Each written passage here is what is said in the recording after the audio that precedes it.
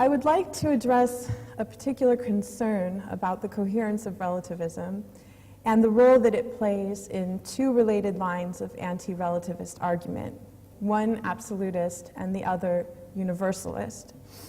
The concern arises from the sort of account that the relativist gives of a different way of life. In short, how can the relativist describe what is supposed to be radical or irresolvable difference without dissolving the very distinctions between different ways of life that help to define her view? I believe that this worry arises from a failure to fully appreciate the nature of the sort of experience that gives rise to a relativist account. I discuss this experience, which I call deep engagement, in much greater detail in my dissertation. Perhaps a canonical example is the participant observation of an anthropologist such as Malinowski. But deep engagement simply results from a sustained openness to a system of actions and beliefs that we do not claim as our own. There is no need to travel to distant lands, as romantic as that might sound. We could as well find it in the city where we were born, or in the texts and artifacts an ancient people left behind. Although we could find deep engagement just about anywhere, the grit and detail of a real example are important. I will discuss a case from my own work in order to shed light on the place where I think the relativist is misunderstood. My goal will not be to offer a thorough defense of relativism, a task far beyond the scope of this paper, but rather at least to extend the plausibility of the view. Before delving into the anti-relativist arguments and my response, however, let me say a few words about the form of relativism that I have in mind. Perhaps the most convenient label to describe it is cultural relativism. I hope it is clear, however, that in speaking of different ways of life, I do not at all mean to reify or essentialize cultures. They are hardly static, isolated entities. At times, we may find ourselves confronted with obvious radical difference, but generally, the lines between different ways of life are not like the clear borders on a map. We don't quite run across a sign on the road that says, "Hey, a new way of life starts here." Throughout history, and especially now in our global age, different peoples have merged with and exerted influence over each other. We find even in our own experience that we may define our own way of life differently at different times. Am I simply a Westerner, an American, a Californian, a Jew, a mother, a woman? The lines that we trace are fluid and ambiguous.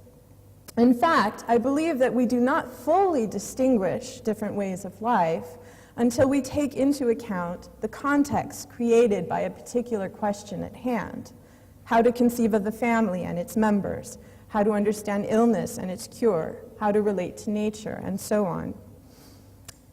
I do not believe, however, that this complexity diminishes the form of relativism that I have in mind. I take this view to be more or less summarized by the following claims. As we relate to the world around us through our thoughts, feelings, and actions, we bring into play a shared system of describing, organizing, and interacting with the world. The functioning of this system is what we mean by a way of life. It is constituted as much by concepts such as woman, health, sacred, as by practices, medicine, religion, laboratory science, and social structures, such as family, government, school, etc. Such systems are inseparable from our awareness of and actions in the world. The human condition allows for a great multiplicity of these systems. There's four. Given the dependence of two and the variety of three, entrenched conflicts between different ways of life naturally arise. For example, the Kono of Sierra Leone may claim that female circumcision is a sacred rite transforming a girl into adult, while for US feminists, it is a barbaric ritual transforming a girl into an object of patriarchal control. Or the Azande of Central Africa may claim that the poison oracle is an accurate tool for understanding the workings of the world around us, while for US scientists, belief in the poison oracle is mere superstition, and only their own methods can yield reliable knowledge. I take entrenched conflicts to be the defining feature of this sort of cultural relativism. We can notice that they occur across many domains, and that at the cultural level, these tend to be interwoven: the moral, the epistemic, the linguistic, and so on. Although we can explore and negotiate entrenched conflicts from different perspectives, the fundamental claim of relativism is that they cannot be arbitrated on neutral ground. There is no non-relative space in which we can judge matters such as female circumcision or Zande magic. We commonly use entrenched conflicts in abbreviated form to characterize relativism. Female circumcision is right for the Kono, but wrong for Americans, or the poison oracle is real for the Azande, but imaginary for Americans. I believe, however, that such reductions of conflict tend to distort the relativist claims, as well as the complex intercultural issues at hand. While I do not have the space here to defend cultural relativism or my own specification of it, I do hope that these will come more clearly into view as I respond to the worry about the coherence of relativism mentioned above. I think that Maurice Mandelbaum, in his article Subjective, Objective, and Conceptual Relativism, does a nice job of locating this worry. He is speaking here of Benjamin Lee Whorf's work on the Apache. Even though Whorf was brought up on Indo-European languages, with the logic of his thinking presumably dependent on the grammatical structure of these languages, he was able to understand how nature appeared to the Apache. In short, he was not bound by his own grammar, but stood outside both his own language and theirs. In doing so, he was not only able to understand both languages, but was able, using English, to explicate the worldviews implicit in other languages. It follows, then, that relativism is not universally applicable. At least, he and other linguists are not entrapped within it. Although Mandelbaum has in mind here a particular form of conceptual relativism, I believe that he captures a more general concern. It seems that the relativist, in giving an account of another way of life, breaks down the very barriers that her view claims separate us. How else could she give an account of a different worldview? It seems that she must rely on non-relative description and evaluation in order to articulate what is supposed to be radical otherness. If this is the case, then her view must only be an exaggeration of difference and of the limitations of understanding and criticism. It locates difference by postulating some form of shared common background. And it is precisely here that we find the seeds of incoherence. Relativism, it seems, transcends itself in the very act of articulating itself. Let us call this charge in its general form the self-transcendence of relativism.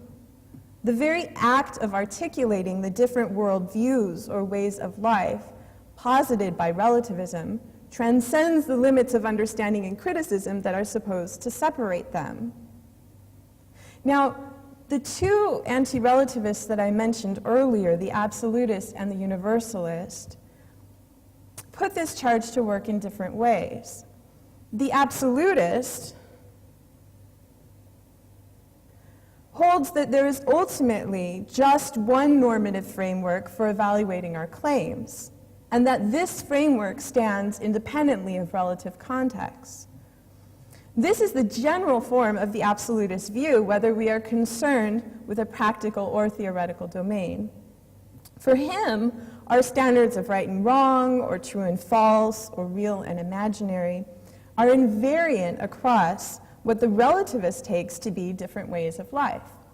In fact, the absolutist wants to explain away the so-called differences that the relativist finds as primarily the product of factors such as confusion, error, and incompleteness. There is no real distinction to make between what is right for the Kono and what is right for Americans, or between what is real for the Azande and what is real for Americans. When we have all of the facts in order, we will be led to one best answer as to what is right, true, real, and so on. For the absolutist, this is exactly what the self-transcendence of relativism establishes. Not only does the relativist break down the barriers that are supposed to distinguish different ways of life from each other, but she seems to locate, to move toward absolute ground in her very description of difference. We do not have the Apache worldview on one hand and the worldview of Worf's culture on the other. We see that there is simply one world which is best described, navigated, and understood in one way. Now, the second critic of relativism, the universalist, is not as quick as the absolutist to dismiss the relative relevance of the context of different ways of life. However,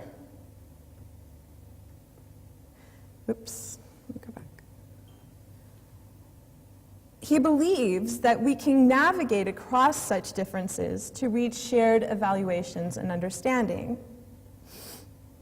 We do this by appealing to universal concepts and/or principles. In fact, such universals are precisely what he believes we find when we look deeply into the problem of the self-transcendence of relativism. So what we discover in the relativist accounts of otherness is that different ways of life are but variations on the same themes. And by appealing to these themes, for example, that it is wrong to murder or that it is right to care for the weak, we can understand and criticize another way of life on precisely the sort of neutral ground whose possibility the relativist denies. So far I've spoken of the self-transcendence and of two critics of relativism in very general terms. But I would like now to consider them in the context of a specific example. I first went to live among the Chachi of the Choco rainforest in northwestern Ecuador in 1999. A picture here. As a volunteer with the Conservation and Development Project. Although I had spent time in several different countries, including 2 years in the Ecuadorian Andes, it was not easy to make my way into this new culture. At times, I was reduced to tears. And what was more striking than whatever was bothering me at the time, however, was the Chachi's reaction to my crying. They ignored me. In fact, the more distressed I grew, the more they not only left me alone, but appeared genuinely angry and repulsed. I was stunned. They seemed to fail to manifest what many consider to be a fundamental human virtue, sympathy. In fact, even some animals seem clearly to be able to express sympathy. So what was going on with the Chachi? The very crude relativist response would be that for my culture it is right to offer assistance to a person who is crying, but for the Chachi it is not. As I suggested above, however, such a reduction of conflict does justice neither to relativism nor to the complex intercultural issues at hand. A more thorough response must delve into the details of entrenched conflict. The Chachi traditionally live in multi-generational family groups with an average of perhaps 15 people living in about 1,000 square feet. And sorry, I can't tell you that in meters. Their huts are raised about 15 feet off the ground, have a high thatched palm leaf roof, and typically no exterior or interior walls. Even the palm wood floorboards have small regular gaps between them. And this is an excellent way to manage the heat, humidity, and pests in the rainforest.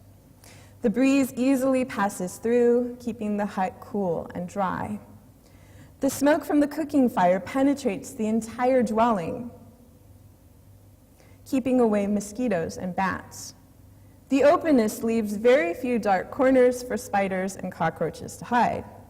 The simple design means that dirt, pests, even a young child's urine can all be easily rinsed or swept away. But this style of living also means that the Chachi can always see each other's movements, both inside and outside their homes. They are such fine observers, and their daily space is so open and shared that they are always aware of each other. The mother swinging her baby in a hammock by the cooking fire, her husband outside clearing the bush with a machete, the couple in the river heading out to cut plantain in their canoe, the girl on the far bank washing clothes, her mother pounding plantain cakes in the tall hut behind her, the rest of the neighbor's family gathered at the morning meal. They all know of each other's actions. Because they have so little physical seclusion, the Chachi defines space, as well as its use, primarily by social means, with minimal physical markers. The dining room is created not by a table and chairs, but by the cook placing her pot on the floor. She takes the eatingware down from the hanging baskets, pulls out her grinding stone, and the family gathers around. The bedroom, similarly, is created not by walls and a door, but by an evening ritual. The person in charge of that space will take a broom and sweep the floorboards, pull down a sleeping mat, and hang the mosquito net. There is now a private space in which to change clothes, to sleep, to quietly make love. Over time, I came to see that the Chachi use a sort of stoic control over their emotions to create a private realm in what would otherwise be an all-public world. They have no closed doors. In fact, doors are so uncommon to them that they have just one word, hukapa, which we might translate as something like opening, to refer to what are for us both door and window. The personal, private realm cannot be for the Chachi, as it is often literally for us, a world behind closed doors. Instead, it must be a realm behind their skin, so to speak, only felt, rarely expressed. In the course of their everyday life, they do not show strong emotions. They seem unperturbed, moved neither to great anger nor great joy. In their highly observant and observable world, to bring an emotion to the surface is already to share it deeply. To give physical expression to an emotion by composure or gesture or cry is both to give up one's inner space, one's private realm, and to impose its contents on others. Crying is repulsive to the Chachi because in their shared and open lives, it becomes too intimate, more than they can handle. Like for us, hearing the neighbors moan during sex, it passes an accepted boundary of the inner components of a life, almost as revolting as opening someone's body up and pulling out its organs. For the Chachi, emotional self-control serves as much to keep oneself whole as to refrain from disturbing others. This means that for the Chachi, there is something wrong, something childlike and undeveloped about the person who, as I did, cries in frustration. She lacks the knowledge of how to share space with others, how to master her own emotions, and to keep them out of others' way. For the Chachi, it would not only be distasteful, but ineffectual to respond to her crying.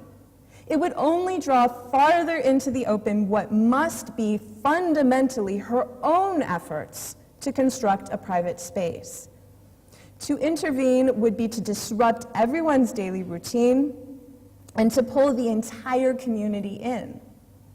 Indeed, the Chachi have such a communal medium for addressing cases of extreme disruption and transgression, as when a man continually beats his wife or has left his home for another woman. The uni, the traditional governor, calls a community meeting. Each party involved speaks his or her piece. The argument continues until every side and from every angle has spoken. Often, the trial lasts long into the night. In the end, the uni issues his verdict, not of guilty or innocent, but we might say of how guilty and how innocent each party is. Then he describes a punishment, almost always corporal, to each in accordance with his or her amount of responsibility for the problem. Perhaps not surprisingly, the Chachi tolerate crying when it is in this kind of communal setting. When a person, especially a woman, experiences extreme grief, she tells her story in a striking, wailing voice. Well, such a display might move others in her presence, especially other women, to wail with her in an expression of ecstatic empathy. A drunken man might also cry while talking of his inner pains in a public place, such as a dance. And this will not cause immediate repulsion, although at a certain point his family members will feel that it is their duty to bring him to a private space at home and end his display by putting him to bed. But interestingly, these contrasting cases are likely to repulse the Westerner. There is something eerie, pagan, witch-like for us about the wailing Chachi woman. And the drunken man clearly is a public nuisance. As our picture of another way of life deepens, however, the relativist sees more than conflicting judgments about what is a right action. She sees that life is cut out, described, and prescribed in a different way. She sees that our disagreements about what is a right action are at the same time disagreements about what a person is and how the world in which she acts works. This is entrenched conflict. Our disagreement with the Chachi is not merely about whether it is right or wrong to help a person who is crying. It is more fundamentally about whether such a person is, in fact, in need of help. It is about what it means to help and how help can be effected. It is about the kinds of skills and knowledge that a mature adult should possess. It is about the moral emotions that a crying person should naturally arouse. And behind these differences lies a host of deeper conflicting distinctions about what space is private and what is shared, about how much space is defined by physical boundaries and how much by act, about what types of obligations we have to ourselves and what type we have to others, about which kinds of emotion are personal and which kinds are communal, and so on. Now, if you remember, the worry about the self-transcendence of relativism was that in describing different ways of life, the relativist erases the very differences that are supposed to define them. But when we look more deeply at a real example, however, we find two features that help to establish the coherence of the relativist's account. The first is analogical thought. Oh, I keep skipping it. Okay. We come to terms with another way of life by reasoning analogically from our own concepts and experience. I do not step outside of myself and my own experience to gain a sense of Chachi life. I move toward the edge of my own concepts and build analogical bridges toward the behaviors that I find in the Chachi. I start with my own understanding of space, of intimacy, of responding to others, and I look for something that helps me to grasp what is going on with the Chachi. In this way, exploring myself, my concepts, my feelings, my reactions, and what I know about the world, I come to the conclusion that the Chachi create something like my private space under their skin, and that crying is too intimate for them to share. But I step neither outside my experience nor onto common ground to reach this conclusion. It is a picture of the Chachi that I construct from my own concepts and experience of intimacy and space. I do not become the Chachi. I construct an experience of the Chachi as Alyssa.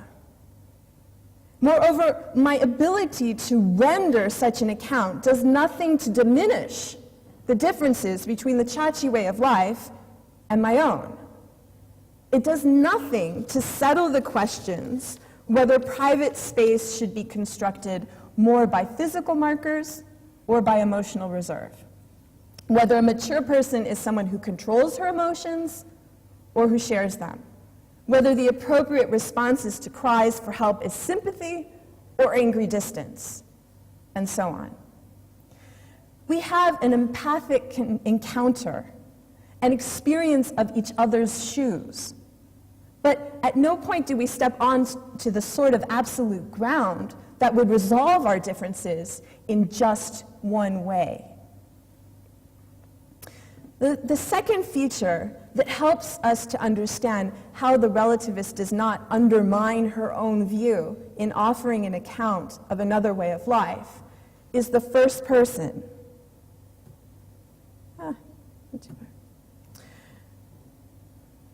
Coming to understand another way of life is a transformative experience that we reach through our own social location, as aid worker, as young woman, as wife, as mother.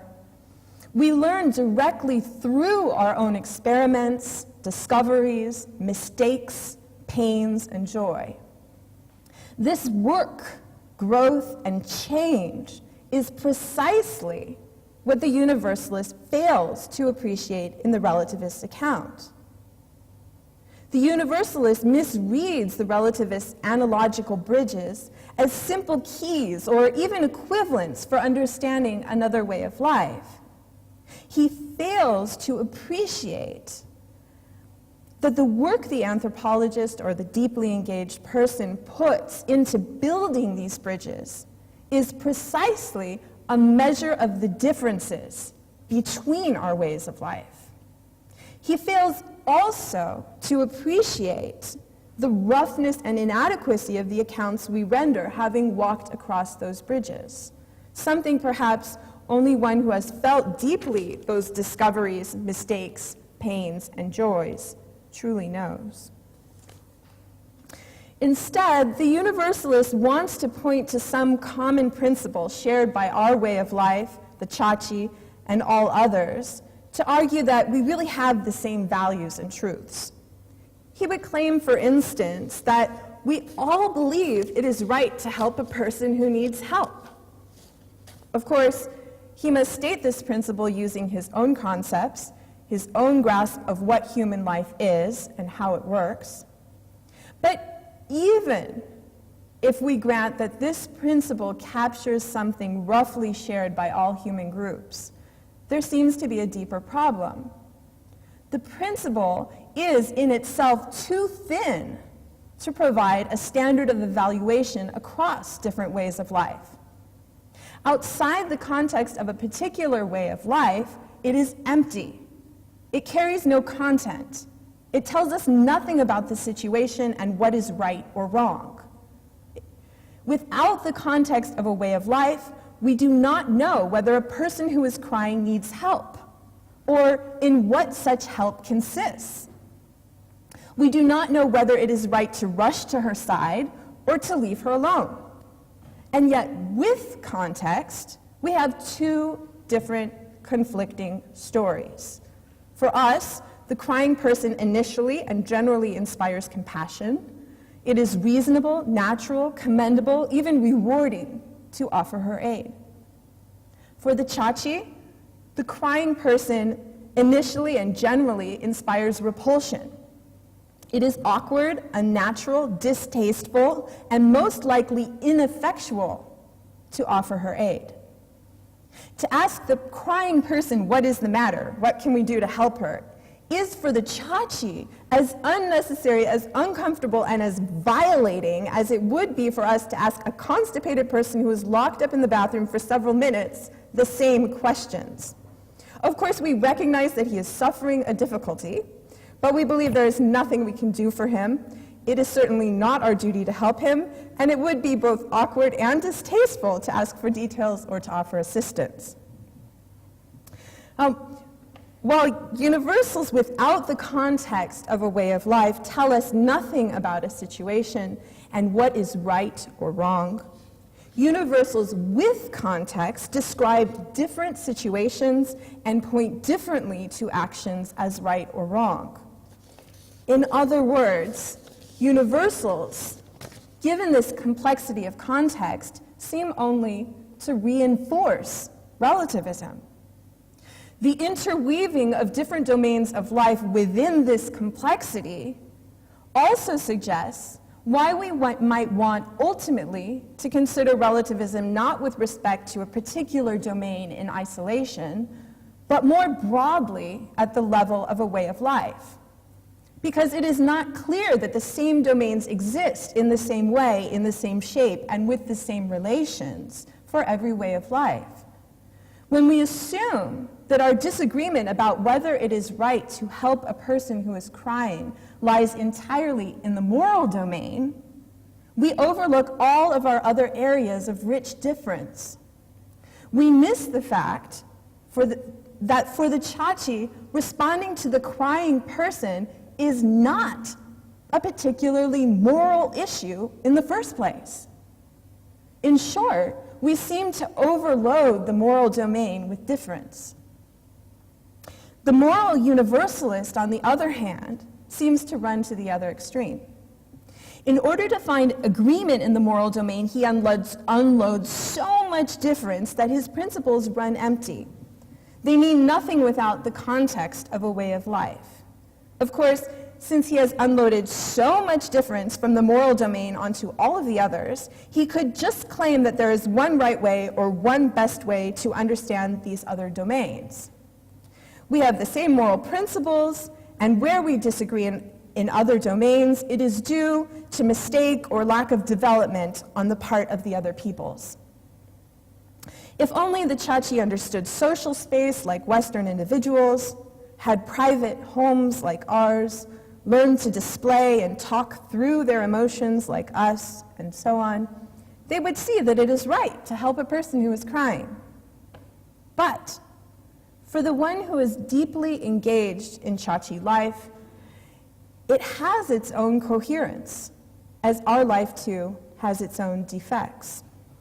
This complexity of context gives each way of life a shape so penetrating and unique that it seems to contain, not to define and to release, our claims about a situation and what is right. Another way, I think, to phrase my point, my last slide, no? Oh, yeah, it did this on my last, I'm sorry about that. Oh, there we go, okay.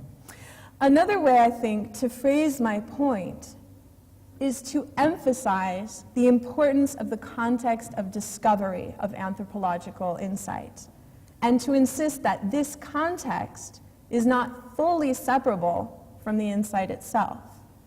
How we know is not distinct from what we know. the one who reads anthropological knowledge as detached from experience, as detached from perspective, misunderstands the sort of account that the relativist is trying to offer.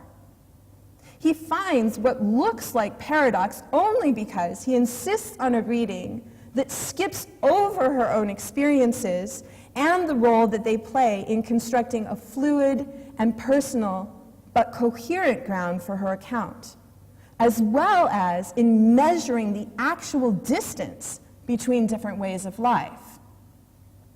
This may be yet another instance of the general problem between the relativist and her critics, which is that relativism becomes paradoxical, incoherent, self-defeating when viewed from a non-relativist viewpoint. I do not have the space here to address that general worry and the other forms that it takes. But I do think that the relativist is happy to acknowledge a multiplicity of perspectives, including the ones in which her own view falls apart. That there is a multiplicity of perspectives with conflicting results only reinforces her view. But what she does want to show is that her own view on its own grounds holds together. I hope to have shown that, at least as regards one small piece of relativism, that in offering an account of another way of life, the relativist does not locate or make essential use of non-relative ground. Thank you.